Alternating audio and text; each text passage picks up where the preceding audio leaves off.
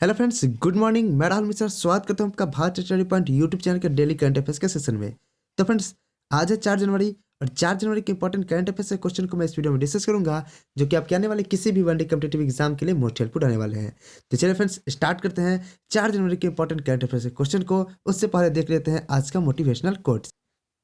अगर नशा करना है तो नशा मेहनत वाला करो, ताकि आपको बीमारी भी सक्सेस वाली लगे। तो फ्रेंड्स, अब से हम सबको नशा जो करना है वो मेहनत का नशा करना है, जिससे हमें सक्सेस की बीमारी लगनी चाहिए। तो फ्रेंड्स, चलिए स्टार्ट करते हैं आज के टॉप 10 करंट अफेयर्स क्वेश्चन को। हमारा पहला प्रश्न है कि भारत में बच्चों के लिए टीकाकरण 3 जनवरी 2022 से शुरू हो गया है। बच्चों के टीकाकरण के लिए आयु सीमा क्या रखी गई है?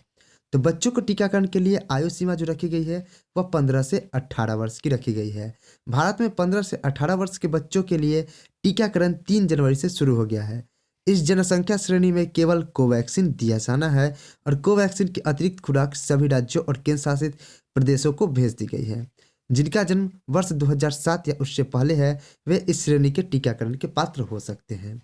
तो फ्रेंड्स, अब कोविड-19 की बात आ ही गई है, तो कोविड-19 से रिलेटेड मैं आपको कुछ इंपॉर्टेंट क्वेश्चन बताता हूँ कि कोविड-19 का पहला स्टेनलेस स्टील का उत्पादन किसके द्वारा किया गया? तो यह हांगकांग विश्वविद्यालय द्वारा किया गया। कोविड-19 का नया वेरिएंट जो आया है वह कौन सा वेरिएंट है? तो वह वेरिएंट है B.1.1.1.529, जिसे हम ओमिक्रॉन के नाम से जानते हैं। ओमिक्रॉन का पहला मामला कहाँ पे पाया गया? तो ओमिक्रॉन का पहला मामला दक्षिण अफ्रीका में पाया गया। और कोविड-19 की पहली खुराक पाने वाले पहले भारतीय व्यक्ति कौन है? तो मनीष कुमार कोविड-19 की पहली खुराक पाने वाले प्रथम भारतीय व्यक्ति हैं। तो फ्रेंड्स, ये थे क्वेश्चन नंबर 1 और उसके रिगार्डिंग इंपॉर्टेंट फैक्ट्स। उम्मीद करता हूँ आपको हमारा सेशन पसंद आता होगा। यदि सेशन पसंद आए तो वीडियो को लाइक, चैनल को सब्सक्राइब और वीडियो को एक शेयर जरूर करें। हमारा आज का दूसरा प्रश्न है कि हाल ही में किस राज्य ने महंगाई भत्ते में 3% की वृद्धि हासिल कर ली है? तो हाल ही में ओडिशा ने महंगाई भत्ते में 3% की वृद्धि हासिल कर ली है। आपको बता दें कि ओडिशा ने दिसंबर 2021 के दौरान 43% की वृद्धि दर्ज करते हुए 4,080.14 करोड़ रुपए संग्रह को छुआ है। जीएसटी लागू होने के बाद यह राज्य द्वारा जीएसटी का अब तक का दूसरा सबसे बड़ा सकल संग्रह है। राज्य सरकार द्वारा पिछले वर्ष लौह अयस्क खदानों की सफल नीलामी इस वर्ष कर राजस्व में वृद्धि में महत्वपूर्ण योगदान दे रही है। अब ओडिशा की बात आई है, तो ओडिशा के बारे में जान लेते हैं कि आपका रक्षक नामक सुरक्षा पहल किस राज्य सरकार द्वारा शुरू किया गया? तो यह ओडिशा द्वारा शुरू किया गया। और टी सेतु पुल जो है वह किस नदी पर बनाया गया है? तो वह महानदी पर बनाया गया है, जो कि उड़ीसा में स्थित है। क्वेश्चन नंबर 3 है, किस राज्य में 81वीं अखिल भारतीय औद्योगिक प्रदर्शनी नुमाइश 2022 का उद्घाटन किया गया? तो इसका उद्घाटन जो किया गया वो तेलंगाना में किया गया। यानी आपका राइट आंसर क्या हो जाएगा? ऑप्शन नंबर 2 हो जाएगा। तेलंगाना के राज्यपाल तमिलसाई सौंदरराजन ने 2 जनवरी 2022 को हैदराबाद के एग्जीबिशन सोसाइटी द्वारा आयोजित 81वीं अखिल भारतीय औद्योगिक प्रदर्शनी नुमाइश 2022 का उद्घाटन किया। इस कार्यक्रम में तेलंगाना के गृह मंत्री महमूद अली को मुख्य अतिथि के रूप में सम्मानित किया गया। अगला क्वेश्चन, क्वेश्चन नंबर हमारा 4 है।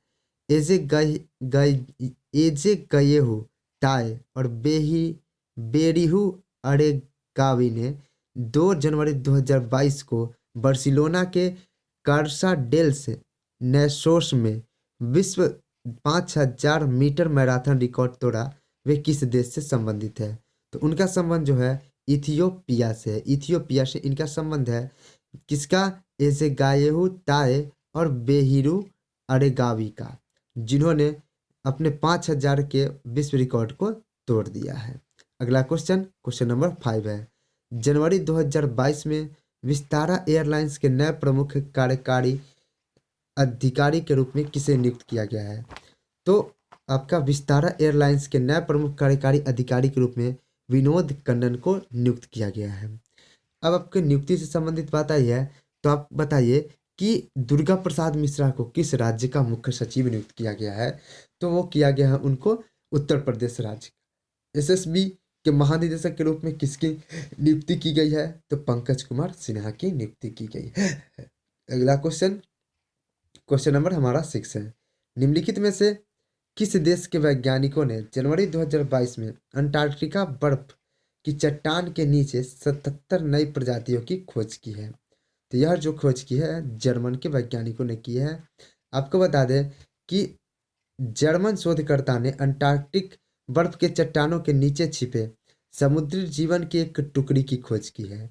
लगभग 1.6 मिलियन वर्ग किलोमीटर पर कब्जा करने के बावजूद बर्फ की चट्टानें पृथ्वी पर सबसे कम खोजे गए वातावरण में से एक है। यानी कि पृथ्वी का कुल 1.6 मिलियन वर्ग किलोमीटर तो बर्फ से ही ढका है, बर्फ की चट्टानों से ही ढका है। और उसी में अंटार्कटिका जो महाद्वीप है उसी पर बर्फ की चट्टानों के नीचे छिपे समुद्री जीवन की एक टुकड़ी की खोज की है, जिसमें कुल 77 प्रजातियां हैं। कहाँ के शोधकर्ताओं ने? जर्मनी के शोधकर्ताओं ने। तो फ्रेंड्स ये थे आपके जर्मनी के शोधकर्ता। अब आपको बताइए कि पहली स्वचालित चालक रहित ट्रेन कहाँ पे शुरू की गई? तो पहली स्वचालित चालक रहित ट्रेन जो शुरू की गई वह जर्मनी में शुरू की गई। अगला क्वेश्चन, क्वेश्चन नंबर 7 है कि निम्न में से किस देश के प्रधानमंत्री अब्दुल्ला हमदोक ने अपने पद से इस्तीफा दे दिया है? तो आपको बता दें कि सूडान के प्रधानमंत्री अब्दुल्ला हमदोक ने राजनीतिक उथल पुथल के चलते फिर से इस्तीफा दे दिया है।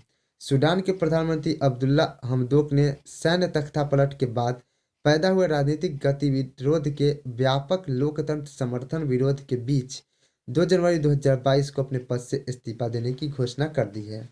संयुक्त राष्ट्र के पूर्व अधिकारी हमदोक को सूडान की सत्ता हस्तांतरण सरकार में आमजन का एक नया चेहरा माना जाता था। अक्टूबर में सेना द्वारा किए गए तख्तापलट के बाद एक समझौते के तहत उन्हें उनके पद पर दोबारा से नियुक्त किया गया था अब्दुल्ला हमदोक को। अगला क्वेश्चन, क्वेश्चन नंबर 8 है कौन सा राज्य देश का पहला एलपीजी युक्त धुआं मुक्त राज्य बन गया है? तो आपको बता दें कि आपका जो राज्य है वह हिमाचल प्रदेश है। यानी आपका बताए तो केंद्र सरकार की उज्ज्वला और प्रदेश सरकार की गृहिणी सुविधा योजना के बदौलत हिमाचल प्रदेश देश का पहला एलपीजी युक्त और धुआं मुक्त राज्य बन गया है। लकड़ी की चूल्हे जलाते समय धुआं से होने वाली गंभीर बीमारियों से महिलाओं को निजात दिलाने के लिए केंद्र सरकार की उज्ज्वला योजना शुरू की गई थी।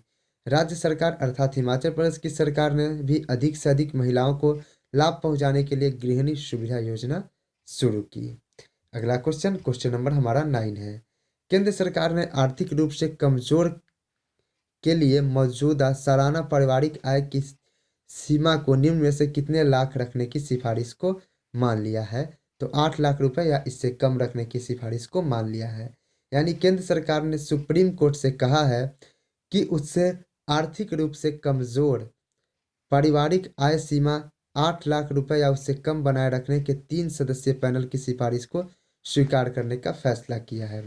सरकार ने सुप्रीम कोर्ट को बताया कि समिति ने सिफारिश की है कि ईडब्ल्यूएस को परिभाषित करने के लिए पारिवारिक आय व्यवहारिक दंड है। मौजूदा स्थिति में ईडब्ल्यूएस निर्धारित करने के लिए 8 लाख रुपए की वार्षिक पारिवारिक आय को उचित सीमा माना जाएगा। अगला क्वेश्चन, क्वेश्चन नंबर हमारा 10 है हाल ही में किस भारतीय महिला महिला क्रिकेट खिलाड़ी को साल की सर्वश्रेष्ठ क्रिकेटर के रूप में नामित किया गया है? तो स्मृति मंधाना को नामित किया गया है। स्मृति मंधाना को आपको बता दें कि आईसीसी ने 2021 के सर्वश्रेष्ठ महिला क्रिकेटर अवार्ड के लिए शॉर्टलिस्ट किया है। भारतीय महिला टीम की सलामी बल्लेबाज स्मृति मंधाना को सभी प्रारूपों में शानदार प्रदर्शन के लिए इस पुरस्कार के लिए नामांकित किया गया। बाएं हाथ के बल्लेबाज मंधाना ने साल 2021 के दौरान 22 अंतर्राष्ट्रीय मैच में 38.86 के औसत से 885 रन बनाए, जिसमें 1 शतक और 5 अर्धशतक शामिल है। तो फ्रेंड्स ये थे आज के टॉप 10 करंट अफेयर्स क्वेश्चन। उम्मीद करता हूँ कि आपको हमारा सेशन पसंद आता होगा। यदि सेशन पसंद आए तो वीडियो को लाइक, चैनल को सब्सक्राइब और वीडियो को एक शेयर जरूर करें। और साथ ही फ्रेंड्स अगर आपको हमारे सेशन में कोई त्रुटि लगती है, कोई खामी लगती है तो उसे भी हमसे अवगत जरूर कराएं। क्योंकि अगर आपको लगता है कि मुझे इस चीज़ में सुधार करने चाहिए या कुछ नया अपडेट लेकर आना चाहिए तो नए नए आइडियाज़ आप जब तक नहीं दीजिएगा तब तक और अच्छे से बेहतरीन रूप से मैं आपको करंट नहीं करा पाऊँगा। तो मैं तो अपनी तरफ से बेस्ट दे ही रहा हूँ, साथ ही आप अपनी तरफ से भी बेस्ट दीजिए। आपको जो भी करंट जिस टाइप की करंट चाहिए उससे ज़रूर मुझे अवगत कराएं और उसी टाइप की स्टैटिक फैक्ट भी मैं आपको बोल बोल कर बता दिया करूँगा।